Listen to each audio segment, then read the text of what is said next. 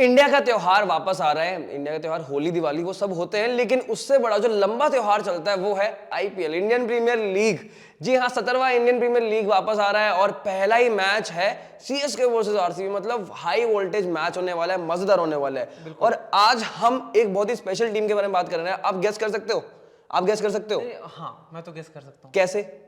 बस क्योंकि बताइए, आपको तो आज छोड़ो। का जो दिन है ना, आज लेकिन हमने सीएसके के बारे में बात करने वाले हैं। हम बता ही देते जो चलो। डेट है आज, डेट है आज आज है 16 16 मार्च 6+1 इज इक्वल टू 7 थाला फॉर अ रीजन। थाला फॉर रीजन। थाला फॉर अ रीजन सबको इसीलिए पता है भाई कि अगर 16 को कर रहे हैं, थाला फॉर अ रीजन है, तो किसके बारे में बात कर रहे होंगे? सीएसके जो स्टार्ट कर रहे हैं ब्रो, ऑफ कोर्स। और एक किसान के बारे में। तो आजकल किसान के बारे में बहुत बात होती है ना, बहुत तो हमको शुरुआत किसान के साथ ही करना चाहिए। एक किसान जो रांची का किसान है, ऑफ कोर्स भाई उसके बारे में साहब। start मतलब देख रहे हो, एमएस धोनी के दो फैंस कैसे भी करके घुसेड़ देते हैं थाला फॉर अ रीजन। और हम यहाँ पे सीएसके के बारे में बात करने वाले हैं, स्वॉट एनालिसिस करने वाले हैं कि क्या स्ट्रेंथ वीकनेसेस हैं, अपॉर्चुनिटीज किस प्लेयर के पास होंगे और थ्रेट क्या हो सकता है इन प्लेयर्स को या फिर इस टीम को, इसके बारे में बात करेंगे। और सबसे पहला सवाल तिवारी जी, आपकी टीवी स्क्रीन के सामने नहीं है, मेरे मैं बता रहा हूं आपको ये कि क्या ये एमएस धोनी का लास्ट सीजन हो सकता है आईपीएल का?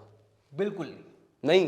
पहले तो लग रहा था, हाँ। ऐसे एक अंदेशा था कि यार हो सकता है कि खत्म कर दें इस बार, क्योंकि घुटने के दर्द से तो 42 की उम्र में तो हर कोई परेशान मेरे को तो होता ही है। 25 में ही दर्द होने लग गया है, तो वो तो हम सब तो 25 बड़े में हैं जूझ हमसे। रहे हैं, तो वो तो 42 के हो गए।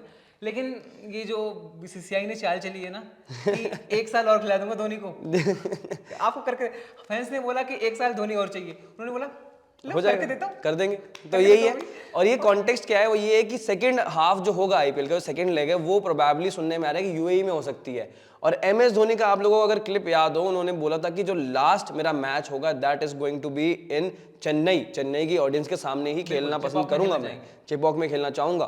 तो यहाँ पे एक पॉसिबिलिटी, मतलब हम जो एमएस धोनी फैंस है ना, हम थोड़ी थोड़ी होप से ना बहुत खुश हो जाते हैं। इतना बड़ा होता है इंसान, लेकिन इतने छोटे छोटे दिलासों में आ जाता है कि अब एमएस धोनी शायद से एक और मैच खेल जाएंगे, कैसे एक और सीजन खेल जाएंगे, कैसे कि अगर वो ऐसे चिपॉक में लास्ट मैच खेलना चाहते हो। मैं तो नहीं चाहता हूँ कि अगर ऐसा बीसीसीआई प्लान कर रही है कि फाइनल दोबारा इंडिया में खेल जाए, तो मैं भी नहीं चाहता, क्योंकि फाइनल तो हम खेल रहे हैं। आई थिंक चेन्नई फाइनल खेल रही है, खेल जाएगी, तो खेलेगी, क्योंकि टीम ऐसी है इस बार हमारे पास। तो अब टीम के ऊपर चलते हैं तिवारी जी, और बिल्कुल भी देर नहीं करते हैं तिवारी भाई। अब स्ट्रेंथ की बात करते हैं सबसे पहले। स्ट्रेंथ क्या है अपनी एमएस धोनी की जो टीम है इस बार की चेन्नई की, उसके अंदर कौन कौन सी स्ट्रेंथ है?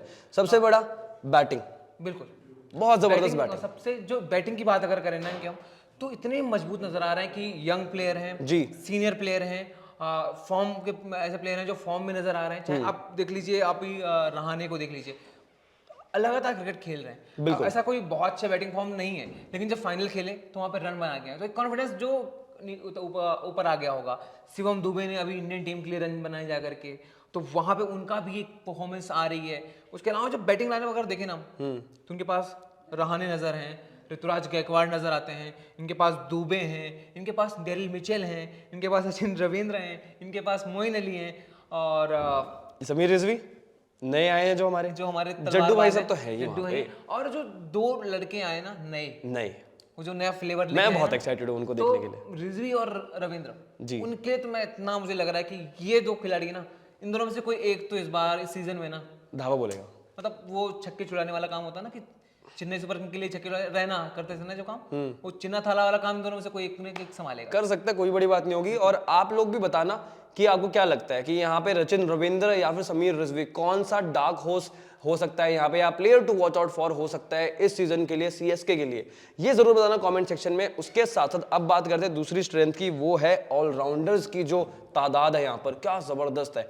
आप बॉलिंग ऑलराउंडर मांगो, हमारे पास बॉलिंग ऑलराउंडर भी है, बैटिंग ऑलराउंडर मांगो तो हमारे पास बैटिंग ऑलराउंडर्स भी हैं।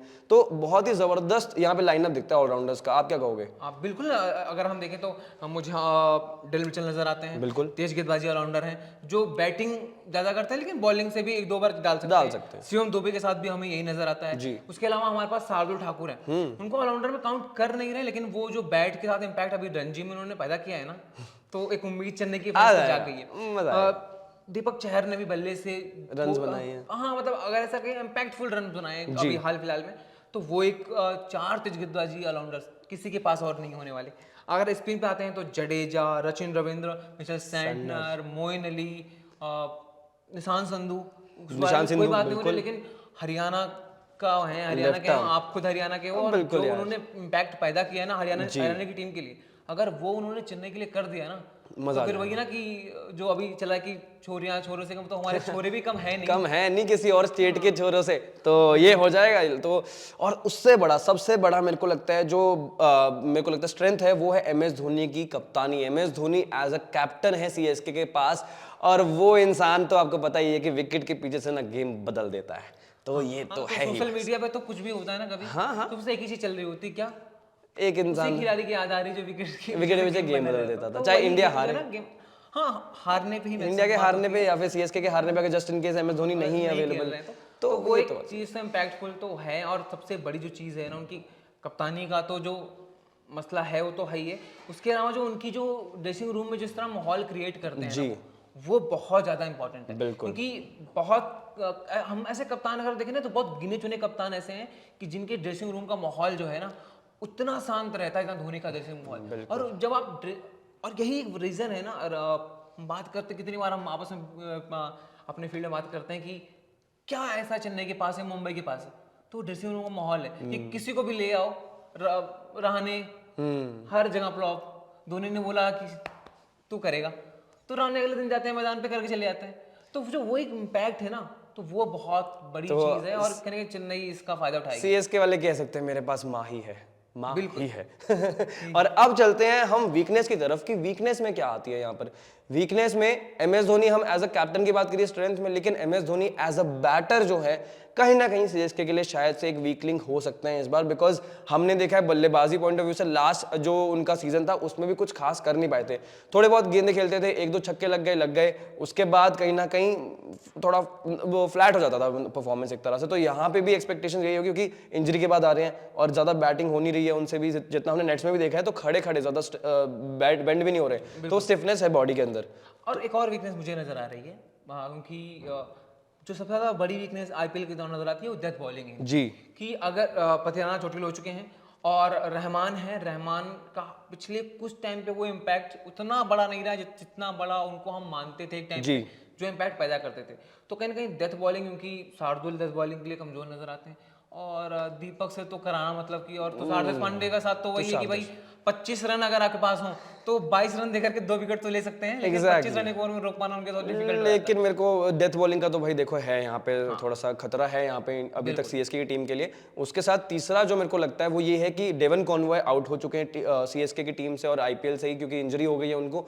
उसके साथ MS धोनी बतौर विकेट कीपर, उनके अलावा सिर्फ और सिर्फ एक ऑप्शन बचता है, वो है अरावेली अवनीश, जो कि इंडिया अंडर-19 टीम का हिस्सा भी थे, लेकिन बहुत यंग है। अगर just in case MS Dhoni का जो कुछ भी फिटनेस इशू होता है या कुछ भी इंजरी का पॉइंट ऑफ व्यू आ जाता है कहीं से, तो अरावेली अवनीश पर बहुत बड़ी रिस्पॉन्सिबिलिटी आ जाएगी आपको विकेट के पीछे से वो कंट्रीब्यूशन देना जो MS धोनी करते थे, और वीकनेस आ जाएगी बहुत बड़ी CSK के कैंप में। एक तो जो चीज है ना, वो हमें बार बार ये लग रहा था कि बाकी टीमों का हम देख रहे हैं कि कोई प्लेयर बाहर जा रहा है तुरंत उनका प्लेयर आ रहा है जी। ये चेन्नई की तैयारी नहीं होना कि भाई कॉनवे जो एज अ विकेट कीपर एक विकल्प हो सकते थे, जिनका प्लेइंग 11 में खेलना कंफर्म था, ये सबसे बड़ी बात है।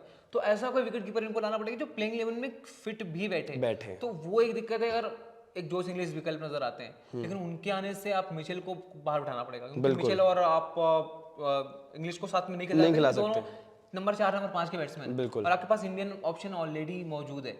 तो वो एक अगर ऑप्शन मौजूद तो फिर बहुत एक दिक्कत की बात है ऑब्वियसली। और अब चलते हैं अपॉर्चुनिटी की तरफ, कि अपॉर्चुनिटी में क्या है, किसके पास है। शिवम दुबे, यहाँ पे बहुत बड़ी अपॉर्चुनिटी उनके पास है कि आप अगर यहाँ पे परफॉर्म करते हैं तो आपके द्वार जो T20 स्क्वाड है फॉर वर्ल्ड कप, वहाँ कहीं ना कहीं ऑप्शंस खुल जाएंगे और वो दरवाजे खुल जाएंगे आपके लिए, अगर आज बतौर ऑलराउंडर आप परफॉर्मेंस करते हो। बिकॉज एक fast bowling allrounder Indian team को हमेशा चाहिए कि भाई एक फास्ट बॉलर भी हो और बैटर भी अच्छा हो, हिट करता हो बड़े बड़े। उसके साथ साथ समीर रिजवी और रचिन रविंद्र के लिए बहुत बड़ी अपॉर्चुनिटी यहाँ पर होने वाली है कि दोनों में से अगर रन्स बनाते हैं या स्कोर करते हैं या परफॉर्म अच्छा करते हैं तो लंबे समय के लिए यहाँ पे CSK कैंप का हिस्सा बन जाएंगे, क्योंकि CSK प्लेयर्स पे इन्वेस्ट करती है और अगर वो अच्छा परफॉर्म करके देंगे तो बैक भी करती है। तो दोनों प्लेयर्स यहाँ पे अपनी जगह बना सकते हैं और बहुत यंग है दोनों के दोनों, अभी 22-23 साल के खिलाड़ी हैं, तो मतलब अर्ली 20s में है, तो अपना पूरा करियर आप सेट कर सकते हो यहाँ से। बिल्कुल सेट कर सकते हैं। और यही कहीं ना कहीं एक चीज मुझे नजर आता कि इसीलिए चेन्नई की टीम जो बार बार चैंपियन बनती है, क्योंकि प्लेयर्स को बैक करती है और अगले साल मेगा ऑक्शन है, तो थोड़ा सा ध्यान रखना ऑफ पड़ेगा। कोर्स अगर आप हो जाओ तो बढ़िया है यार, सेट हो जाओ वहाँ पे, थाला फॉर अ रीजन, क्योंकि सीएसके जीतती रहती है। मैं हर जगह थाला फॉर अ रीजन बोल सकता हूँ, मैं एमएस धोनी का फैन हूँ, तो थाला फॉर अ रीजन। अब थ्रेट की बात करते हैं, थ्रेट्स क्या क्या हैं तिवारी जी यहाँ पर? थ्रेट्स यही है कि अगर इंजरी अगर थोड़ी सी ज़्यादा हो गई एक दो प्लेयर्स को और, तो दिक्कत बढ़ जाएगी। तो बस चेन्नई के लिए बस यही है कि दुआ करें थाला फॉर द रीजन से कि भाई अपना ध्यान इंजर्ड रखो, नहीं होना है, इंजर्ड मत होना। नहीं होना, एक दो मैच हार जाएंगे, जी। एक दो ओवरथ्रो हो जाएगा, कोई दिक्कत नहीं, पर इंजरी नहीं होनी चाहिए। बिल्कुल, क्योंकि ना ही अजिंक्य रहाणे जो हैं वो भी फॉर्म वगैरह उनका ऊपर नीचे चल ही रहा है, तो ऐसा ना हो फिटनेस कंसर्न्स कुछ आ जाए। ऋतुराज गायकवाड़ इंजरी के बाद आएंगे, शिवम दुबे इंजरी के बाद आएंगे, उसके साथ एमएस धोनी का तो ऑपरेशन ही हुआ था, आप सभी को मालूम ही है। उनके बाद वो इतना टाइम तक खेलते भी नहीं है क्रिकेट, तो बहुत टाइम के बाद आने वाले हैं। तो बहुत सारे प्लेयर्स हैं जो बहुत समय के बाद क्रिकेट खेलने वाले हैं, इंजरी के बाद आने वाले हैं। तो कहीं ऐसा ना हो कि इंजरी वापस कुछ थोड़ा बहुत निकल के आ जाए, तो दिक्कत ना हो। और उसके साथ साथ डेथ बॉलर्स, अगर कहीं इंजरी की जो हम बात कर रहे हैं यहाँ पे मुस्तफिजुर रहमान के साथ कुछ ऊपर नीचे हो जाती है, तो आपकी डेथ बॉलिंग एकदम खत्म हो जाएगी, क्योंकि पाथिराना अवेलेबल नहीं है अभी आपके पास। तो ये रहेगा यहाँ पर हमारा जो स्वॉट एनालिसिस था ये था। अब जाते जाते उससे पहले अब पता तो होना चाहिए कि आपकी जो थला फॉर अ रीजन वाली जो आपकी प्रोबेबल 11 है, प्लेइंग 11 है, वो कैसी दिखती है और मेरी कैसी दिखती है। तो आप अपनी जरा प्लेइंग 11 बताओ, प्रोबेबल क्या होगी? मेरे हिसाब से तो जो मैं ओपनिंग की बात कर रहा हूँ, ऋतुराज गायकवाड़ से ओपन करा रहा हूँ मैं, जो कि आप भी करा रहे होगे, तो निश्चित सी बात है। लेकिन मेरा जो दूसरा ओपनर होगा वो आदित्य रहाणे होने वाले हैं। नंबर 3 पर मैं खिलाऊंगा मोइन अली को, क्योंकि मुझे एक ऑफ स्पिनर चाहिए। तो नंबर 4 की जहां तक अगर आप बात करो तो डेरिल मिचेल नजर आते हैं। नंबर 5 पर शिवम दुबे, कोई आप दो राय नहीं है, आपको भी बिल्कुल आप उनको रखे होंगे। 6 पर कोई संशय ही नहीं है, रविंद्र जडेजा। 7 पर तो नंबर 7 था for a reason bro, Dhoni खेलने वाले हैं नंबर 7 पर। नंबर 8 शार्दुल ठाकुर, नंबर 9 दीपक चहर, 10 पर थिक्शाना और 11 पर मुस्तफिजुर रहमान। अच्छा, मैं और दो चीजें, हाँ, जब अपनी बात खत्म करता हूँ तो दो इम्पैक्ट वाली बात कर दूं, तो अगर पहले चेन्नई बैटिंग कर रही है तो मतलब डिफेंड करने वाली है, तो फिर तो प्रशांत सोलंकी को रखूंगा, क्योंकि अच्छे लेग स्पिनर हैं और चेन्नई के पास उस टाइप का बॉलर कोई है नहीं, तो एक वेरिएशन मिल जाएगा अच्छे स्पिन विकल्प के लिए। और अगर चेन्नई चेस कर रही है तो फिर तो समीर रिजवी, हमने बात भी की उनकी, और वो उनको बोला जा रहा है कि वो राइट हैंडेड सुरेश रैना है। तो मैं चाहूंगा कि वो जो रैना ने चेन्नई के लिए किया ना, वही सेम चीज वो करके दिखाएं चेन्नई के लिए। हाँ बिल्कुल। और मेरे लिए अगर मैं अपनी प्रोबेबल प्लेइंग 11 की बात करूं तो उसमें है ऋतुराज गायकवाड़ और रचिन रविंद्र, अजिंक्य रहाणे नहीं होंगे, और उनके साथ होंगे डैरिल मिचेल, उसके बाद शिवम दुबे, रविंद्र जडेजा जैसा आपने बताया, उसके बाद एमएस धोनी आएंगे ऑब्वियसली थाला फॉर अ रीजन 7वें नंबर पर। फिर शार्दुल ठाकुर को मैं यहाँ पे रखूंगा, क्योंकि डेप्थ मिल जाएगी बैटिंग में भी और गेंदबाजी में भी, शुरुआत में नई गेंद से अच्छी गेंदबाजी रहेगी। दीपक चहर, फिर महेश थिक्शाना एक ऑफ स्पिनर रखेंगे, और साथ में होंगे मुस्तफिजुर रहमान। और अगर हम बात करें यहाँ पे जो इम्पैक्ट प्लेयर है, समीर रिजवी मेरे लिए भी अगर बतौर बल्लेबाज कोई इंपैक्ट प्लेयर चाहिए होगा, समीर रिजवी आएंगे, और बतौर गेंदबाज कोई होगा तो मैं राजवर्धन हंगरगेकर को रखूंगा। रीजन क्योंकि वो हिट द डेक बॉलर है और साथ में उनकी यॉर्कर्स जो है वो अच्छी है। तो डेथ बॉलिंग जो कहीं ना कहीं एक वीकलिंग लग भी रही थी जो हम बात कर रहे थे, वो कहीं ना कहीं शायद से यहाँ पे पूरी हो सकती है। कमी जो है वो थोड़ा सा उनको भरपाई कर सकते हैं उस चीज की, राजवर्धन हंगरगेकर आकर यहाँ पे। तो ये हम दोनों की प्रोबेबल 11 है। आपको कौन सी 11 बेहतर लगी वो कमेंट्स में बताना, कौन सा स्वॉट एनालिसिस आपको बेहतर लगा वो जरूर बताना। उसके साथ क्या आपको लगता है कि एमएस धोनी का ये लास्ट सीजन है नहीं है, ये भी जरूर बताना, और कमेंट्स में अपनी राय जरूर देते रहना। और thank you so much for watching the video, and ऐसी वीडियोस देखने के लिए सब्सक्राइब कर देना चैनल को भी। Thank you so much.